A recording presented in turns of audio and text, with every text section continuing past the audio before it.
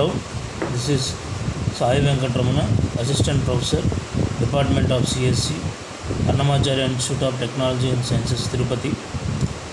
In this session, I am going to give the presentation about the designing part, that is nothing but your user interface design, that is the Unit 4 of Software Engineering. And here, user interface design, the first and foremost thing is that the user interface design plays a key role while designing any kind of the system or software or an app, whatever that we take nowadays.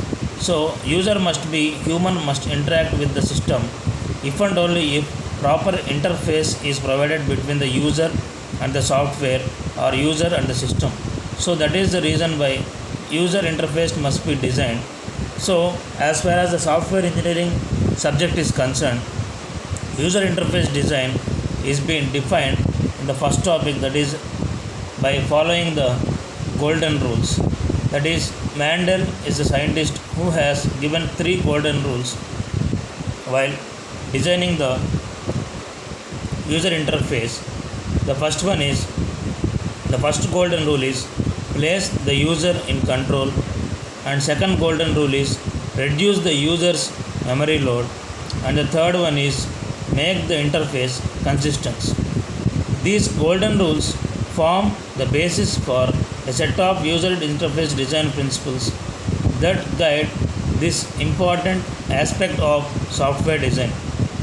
So the first one is place the control, user in control. That is, if we take the requirement gathering session for major new information system, a key user might have asked some doubt, something like a system must be able to read the mind, that is how that is going to be understandable when you see that interface. So the scientist has been given a response in such a way that, so that is, the interface must be controlled by the human, not the computer will control the person. So that's why most important interface constraints and restrictions are imposed by designer and are important to simplify the mode of interaction. So here are some of the principles that allow the user to maintain control. The first one is define interaction modes in a way that does not force a user into unnecessary or undesired actions. So an interaction mode is the current state of the interface. That is, whatever the current state of the interface is called as interaction mode. For example, if there is a spell check in a word processor menu, the software moves to a spell checking mode. There is no reason to force the user to remain in the spell checking mode if the user decides to make a small text edit along the way. The user should be able to enter the exit mode with little effort. That is, if you are using an app like WhatsApp, then you have the setup like the spell check. So the spell check must be able to go into the spell checking mode. If at all the user want to edit some words, then he has to go in the manual mode in the case of, not in the case of spell checking mode. So next one is provide for flexible interaction, because different users have different interaction preferences, choices provided. For example, software might allow a user to interact via keyboard commands, mouse movement, a digital pen, a multi-touch screen, or voice recognition commands, but every action is not amendable to every interaction mechanism. Consider, for example, the difficulty of using keyboard command to draw a complex shape. So if you want to draw a complex shape, then you have to use with the help of the mouse pointer, mouse movement, not with the keyboard. So that's why the interface must be given in a flexible manner. So whatever be the kind of input that input component the user is using, they must given a chance in various ways.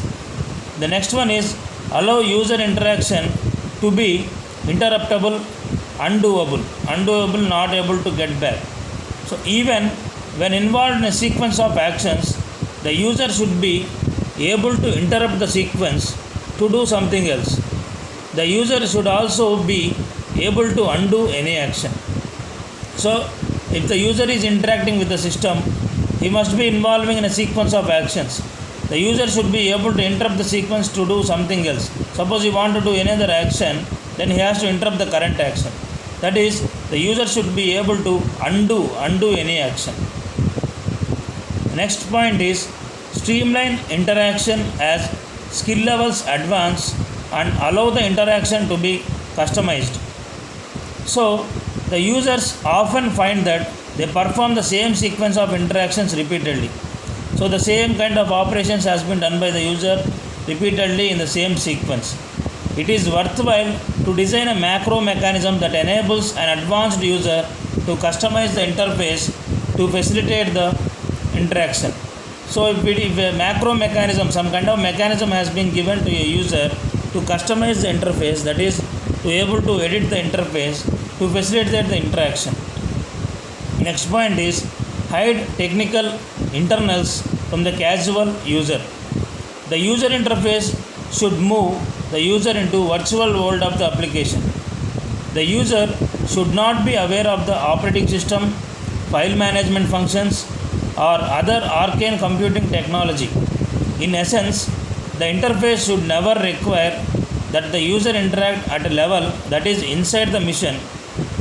Example, a user should be never be required to type operating system commands from within the application software.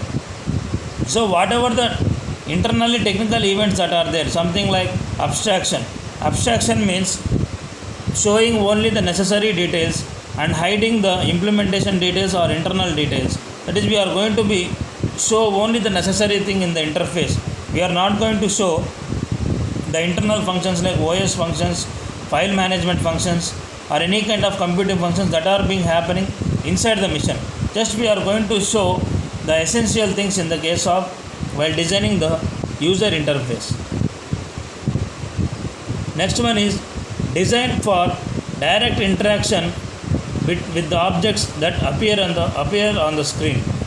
The user feels a sense of control when able to manipulate the objects that are necessary to perform a task in a manner similar to what would occur if the object were a physical thing. So, that is design for direct interaction with the objects that appear for the screen. If you have different types of objects, if you take the WhatsApp screen, you will be having the options for status, options for settings, options menu for calls, option menu for messages, charts, option menu for status. So that is this kind of menu will be there that the WhatsApp interface will be containing. That is, the design must be able to give direct interaction with the objects that appearance on the screen. That is, the user feels a sense of control when able to manipulate the objects that are necessary to perform a task in a manner similar what would occur if the object were a physical thing. For example, we take an example, an application interface that allows a user to stretch an object is an implementation of direct manipulation. That is, if an object is there, if I allow user to stretch the object, that is to change the size, that is called as direct manipulation. And the next golden rule is reduce the user's memory load. The more a user has to remember, the more error prone the interaction. So suppose the user is having more burden, more tasks, more kind of things to interact with the system, then it will be interacting with an error situations. So it is for this reason that a well-designed user interface does not tax the user's memory. Whenever possible, the system should remember pertinent information and assist the user with an interaction scenario that assists recalls. Mandel defines design principles that enable an interface to reduce the user's memory load. So user's memory load means the kind of events that user has to remember in interacting with the system or interacting with the interface. That is, the more the user must remember, the more the burden he will be getting, so that it be having some kind of error situations. So in that thing, in order to reduce that user's memory load, some design principles has been provided. So those are: reduce demand on short term memory. First point, when users are involved in complex tasks, the demand on short term memory can be significant. So when a user is involving in a complex or different tough tasks, then the demand on short term memory can be significant. That is, the interface should be designed to reduce the requirement to remember past actions, inputs and results. This can be accomplished by providing visual cues that enable a user to recognize past actions rather than to recall them. So the user is having more burden, more things to remember while interacting with the system in the user interface, then definitely the user may forgot like passwords, forgot like patterns, forgot the things, whatever the hints that has given by the user. So in this kind of examples, there will be more burden on the user. So that thing must be decreased. And next one is establish meaningful defaults. So the initial set of defaults should make sense for the average user, but a user should be able to specify individual preferences. However, a reset option should be available, enabling the redefinition of original default values. Suppose each and every device that we are using, mobiles, smart TVs or any kind of device, electronic device that we are taking, there will be a reset option that is available. So if anything goes wrong, the user may face difficulty, or the system may crash, or the application may crash. So at that time, there will be a reset option, so that we can able to define all the original values. And again, next one is define shortcuts that are intuitive. When mnemonics are used to accomplish a system function, something like mnemonic means shortcuts, alt plus P to invoke the printf function. The mnemonic should be tied to the action in a way that is easy to remember. For example, first letter of the task to be invoked. Next one is the visual layout of the interface should be based on real life metaphor. For example, a bill payment system should use a checkbook and a check register metaphor to guide the user through the bill paying process. This enables user to rely on well understood visual cues rather than memorizing an arcane interaction sequence. So visual layout means how the things are going to be seen in the interaction, that is user interface, that is on the real world system. For example, if you are paying a bill through Phone Pay or Google Pay or any kind of UPI interface, there should be some sort of mechanism, that is a kind of interface that is having, you will be having adding the bank account and adding the thing to the sending the account to a details to a contact, sending the money to a number. So something like that, there will be some sort of things while paying the UPI interface that will be systematically be maintained in the interface, so that the user will not get any confusion, will not use it to remember how we have to pay their money. Rather than one after the level, he must be able to perform the online transaction. Next one is disclose information in a progressive fashion. The interface should be organized hierarchically, that is level by level. That is, information about a task, an object or behavior should be presented first at a high level of abstraction. That is, only essential things will be shown. More details should be presented after the user indicates the interest with a mouse pick. An example to many word processing applications is an underlining function. The function itself is a number of functions under a text style menu However, underlining capacity should not be listed. That is, user must be able to pick underlining. Then all underlining options, that are single underline, double underline, dashed underline, are presented. That is, just we are going to disclose the information in a progressive manner, one after the other level, depending upon the user interest. And last one, the third golden rule, the interface should present and acquire information in a consistent fashion. This implies that all visual information is organized according to the design rules that are maintained throughout all screen displays. Next one is input mechanisms are constrained, that is, some conditions are being set up to a needed set that is used consistently throughout the application. And mechanism for navigating, that is going from one page to another page, from task to task, are consistently defined and implemented. So Mandel again defined a set of design principles that help make the interface consistent. Consistent means it must not be error free and it must not disturb at any cost. That means the interface must be standard. That's why that is called as consistency. So what are the rules are: allow the user to put the current task into the meaningful task. So many interfaces implement complex layers of interaction with dozens of screen images. That is, layers of interaction will be there.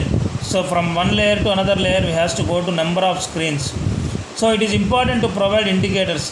For example, window titles, graphics, icons, consistent color coding that enables the user to know the context of the work at hand.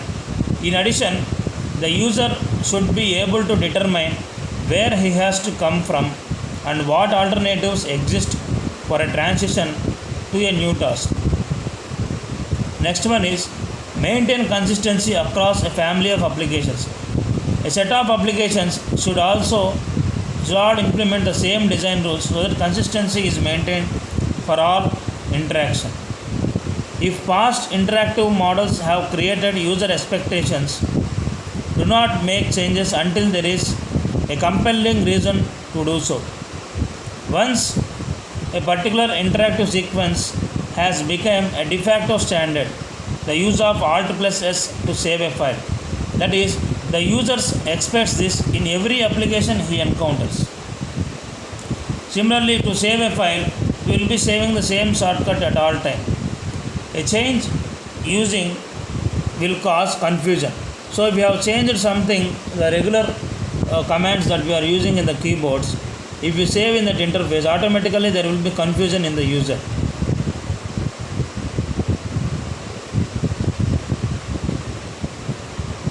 So with this, first topic will be completed.